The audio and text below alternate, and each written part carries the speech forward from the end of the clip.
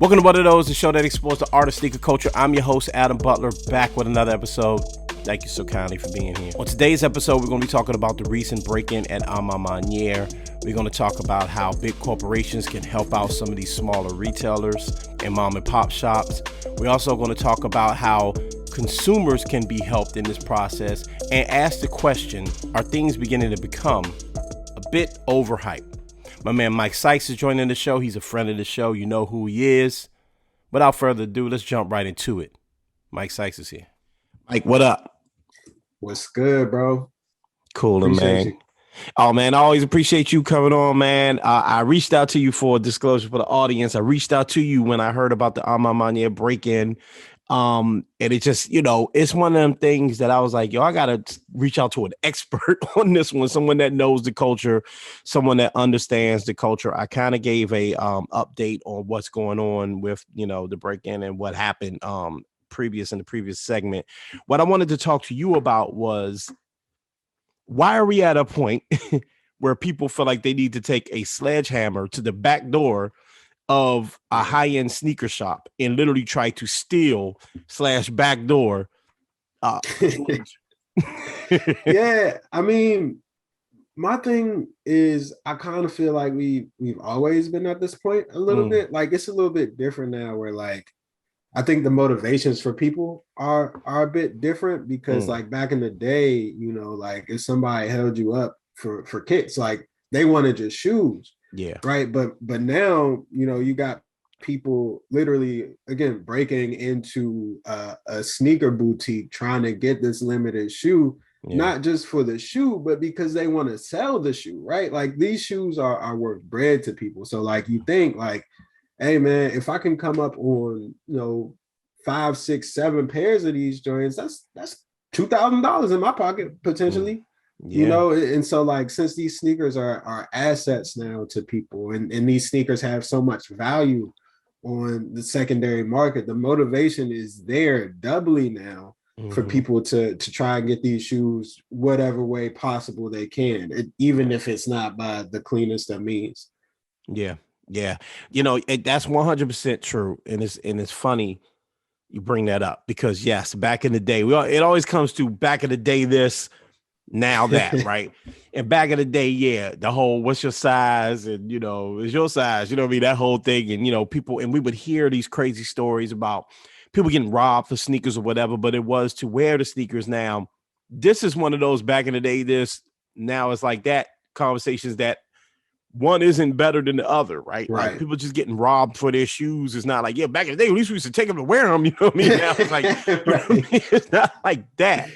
But it tells me something about hype culture right now. And the idea that these things cost so much money, and there's been so much conversation online about reselling. But I'm not about to get into particular stores or anything like that. That's not really, it is what it is, right? But there has been a conversation about backdooring and things like that. And to me, really what the conversation is about the hype around things. That there's so much hype that people are willing to do whatever to sell this sneaker and get this sneaker. Do you think that we're at a point where the hype for this culture may be too much? I mean, I feel like we've gotten to that point a while ago, honestly. Like it's come to a point to me where like things are out of hand.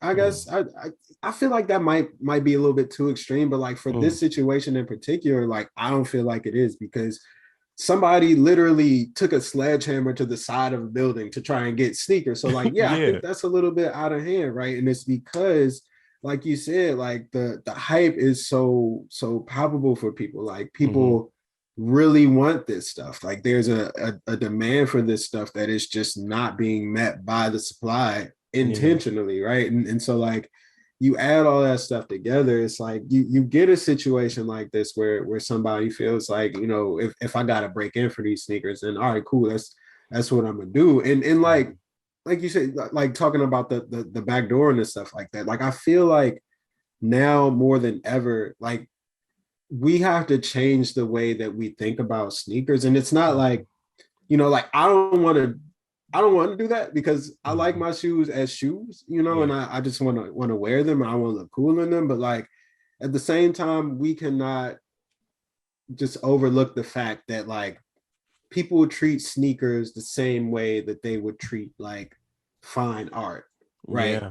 Or whatever other valuable asset they have on their hands, right? Like this is sort of the same scenario, the same situation now where like you have, some sneaker boutiques out there that are allegedly like feeding pairs to resellers and selling them at marked up prices because they're worth that much money to them, and that's like I in my newsletter, like I compared that to like insider trading with stocks. Like you got a inside look, an inside angle on this asset that is available from your company, and like you're giving somebody the jump on it. It's like it's a similar thing. It's not apples to apples, obviously, but like it's a similar thing. And so I feel like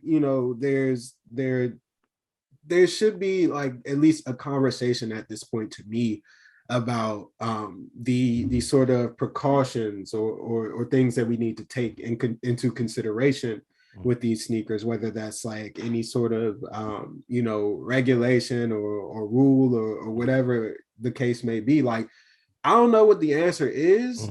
I would love to be a part of that conversation, but like I just think that the conversation needs to be happening, and we all have to kind of evolve the way that we sort of think about these things, because they're not just sneakers anymore to people. They're worth much more than that at this point. These sneakers are literal money to people, and we got to acknowledge that. Yeah, they even gone beyond wearable art to straight art. Yeah. And the conversation does need to change. And there are people out there that are hesitant to change the conversation. It's like there's two sides of this argument. There's a lot of dismissiveness, like, oh, y'all are just, and those conversations are funny. And some of my people that I really like and our friends are part of that conversation. And then there's the other conversation where people are like literally like investigating this and trying to figure out what's going on. I'm going to borrow this conversation from my guys over at the Sneak This podcast. Shouts out to them, because they asked the question, well, who's responsible for, if we are where we are, whose fault is it? Is it the company's fault or is it the consumer's fault? I'll say that they believe it's the consumer's fault, that we are the ones that create the hype. Therefore, we should not complain about the hype. Is that something you agree with?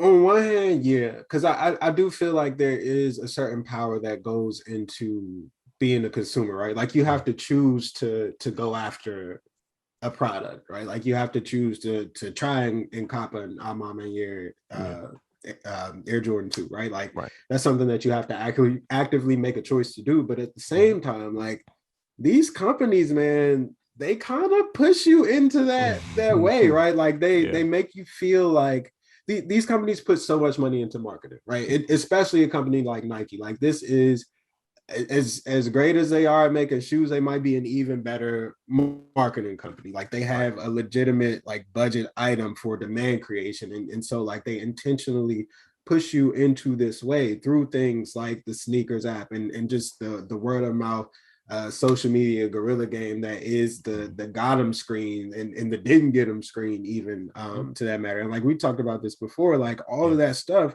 kind of goes into just pushing you to try and buy certain shoes. And then like you even think about it with this whole direct to consumer strategy that Nike has going, like it's literally they're taking their products off of the shelves of the stores that you would traditionally go to like search for the gems that you would find, right? So like you on one end of the spectrum, like they're pushing you toward a certain product.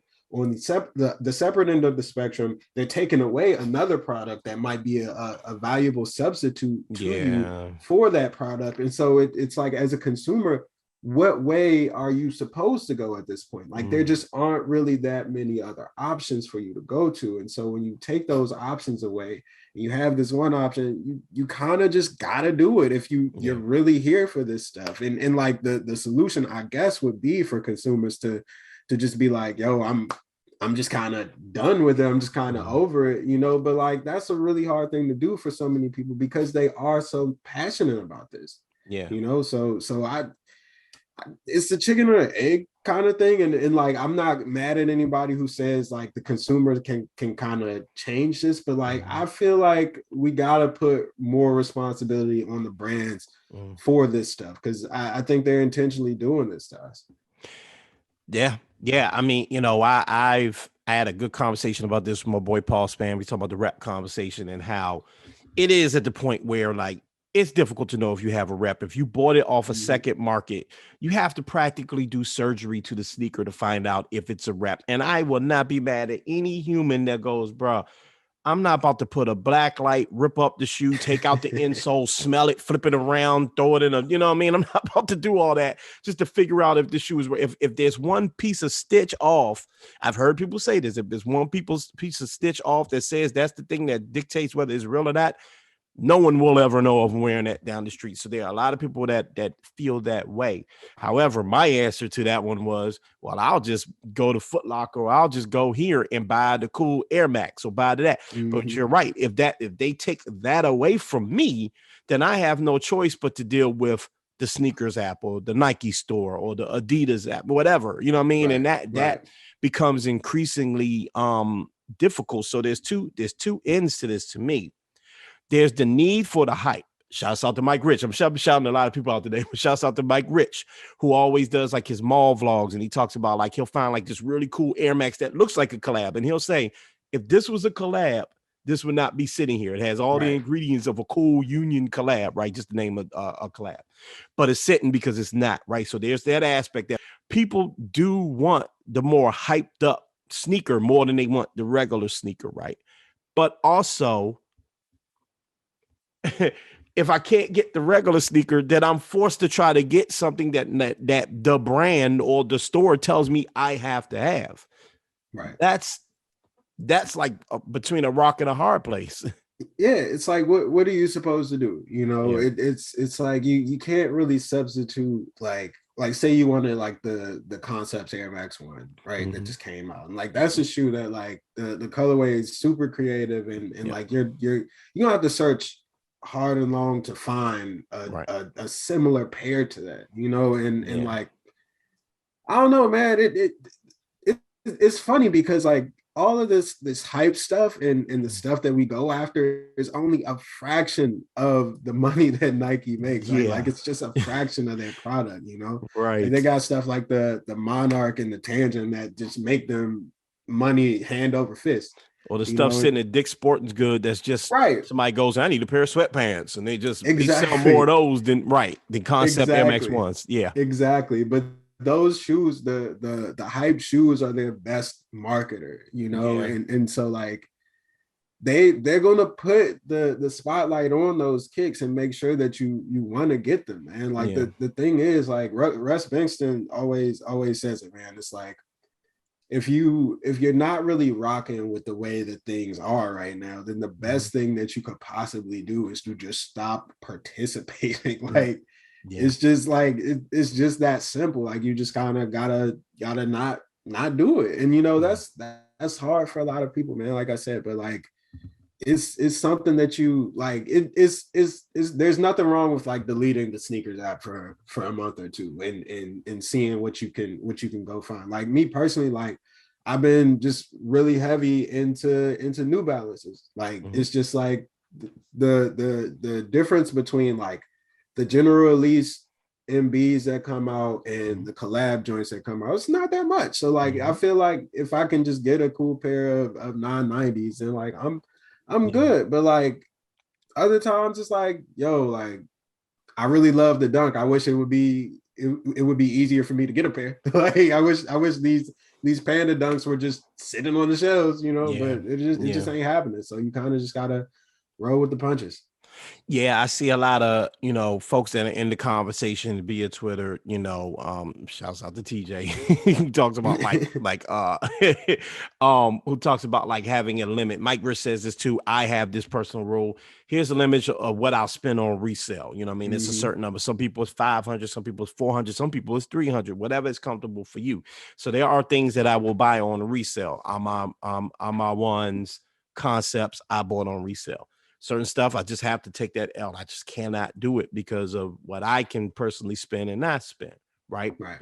So the consumer can make that choice, and people can argue whether the consumer is addicted, whether this is an addiction. And I've seen people say that. I understand why people would think that. I'm not even sure I disagree with it, because if you feel like you have to have something and you're going to do whatever to get it, Yeah. that is an addiction. Why I'm bringing this up, or what really made me want to talk to you about the store, right? Because a lot of people are hard on the stores, right? Trophy Room, Ama, Union.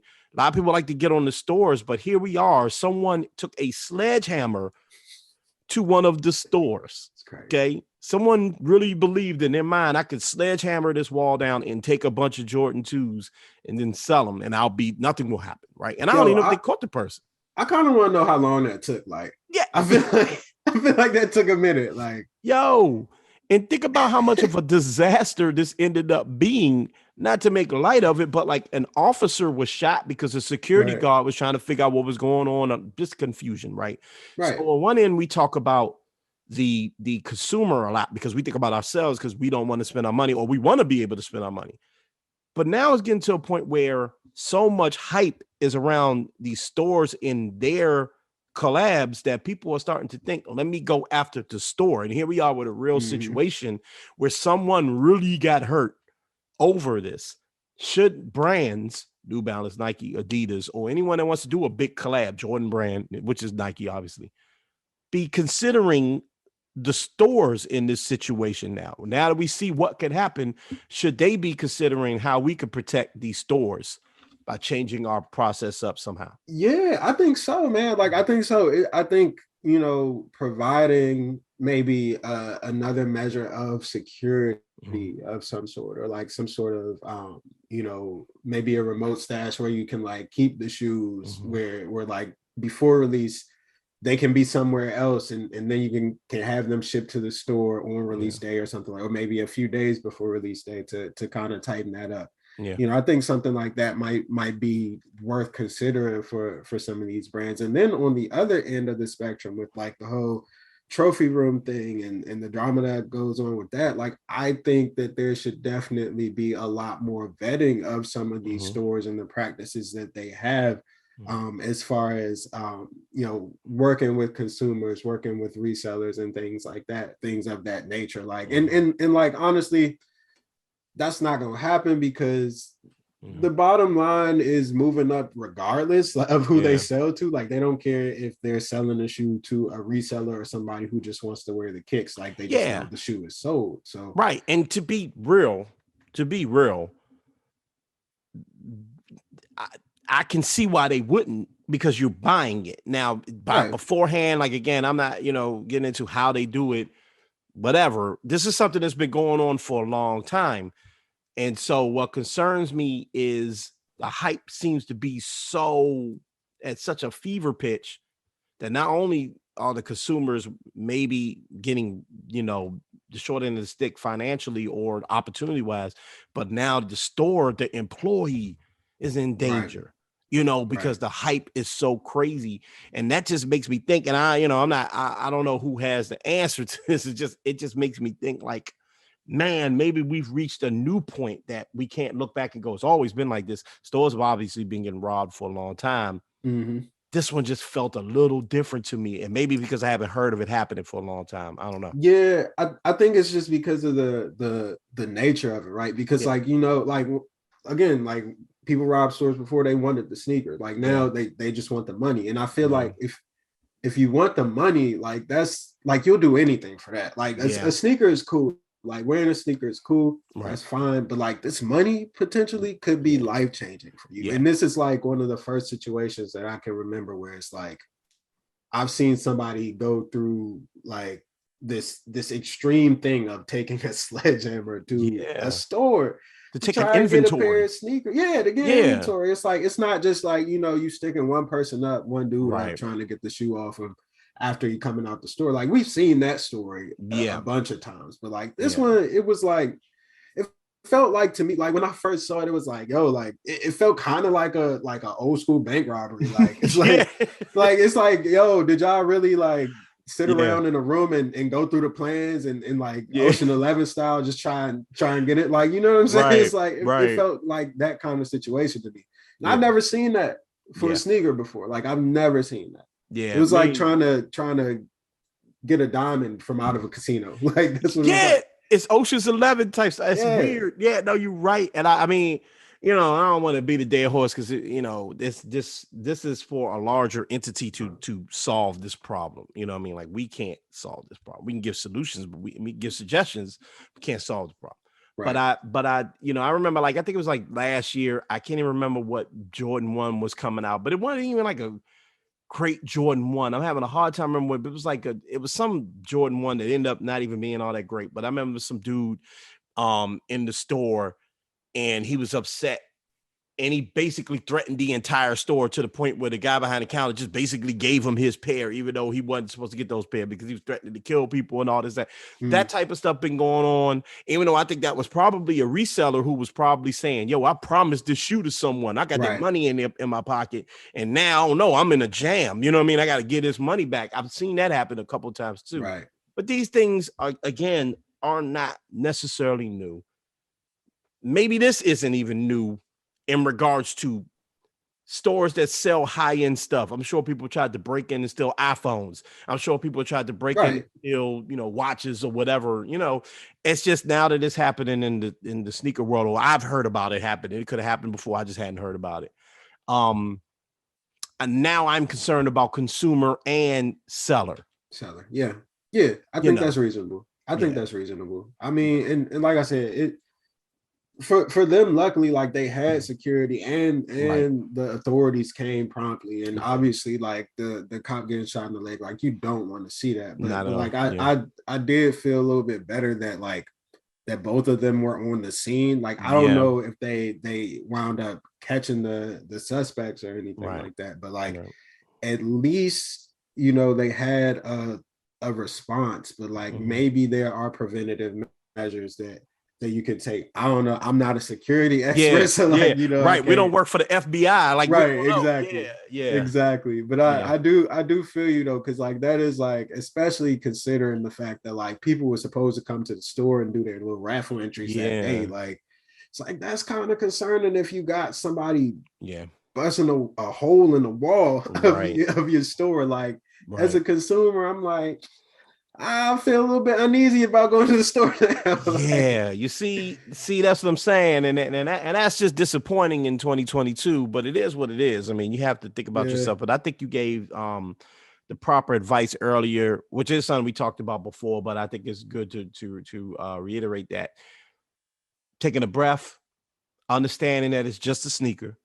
You know, you can always get it, bro. I ran into a pair of public school 12s the other day for the low. And I remember when public school 12s were like, oh man, public school 12, these things are crazy. So, you know, like OVO, remember OVO 4s or whatever they have, not they didn't make 4, but OVO 10s, I think it was, or whatever the OVO.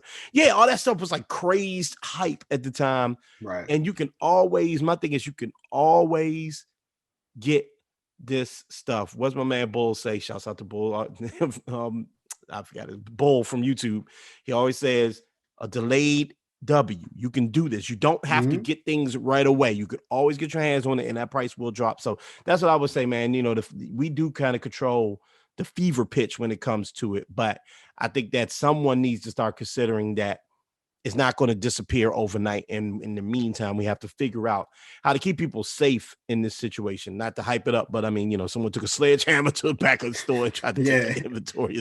Like that's crazy. That's crazy. We gonna remember this one for a minute, man. Yeah, man. Mike, you doing big things, man. Let the people know what's going on with you, where they can follow you. They should know by now, but let them know where they can follow you, the newsletter, all that stuff, man. Yeah, appreciate you, bro. Follow me on Twitter at Mike D. Sykes. You can subscribe to the newsletter at kyw.substack.com and check me out on YouTube. Search for Special Delivery. We got our own channel now, and we unbox shoes and send y'all funny videos. It's gonna be fun. One of the best shows there is, bro. I thoroughly enjoyed watching that joint. Congratulations on the YouTube show, man. We will talk again soon. Yes, sir. Big shout outs to Mike for joining the show. Big shout outs to you for tuning in. Let's keep this conversation going. Is the culture becoming overhyped? Has it been overhyped? Hit me up on my social media, MSR_Adam, MSR_Adam. Until next time, keep it locked with us. Follow the team on My Feet Network, at On My Feet Network. And follow the Up on Game Network on all social media. Remember to mind your mental health and your physical health. And please, please, please continue to be great. I'm up out of here. Peace.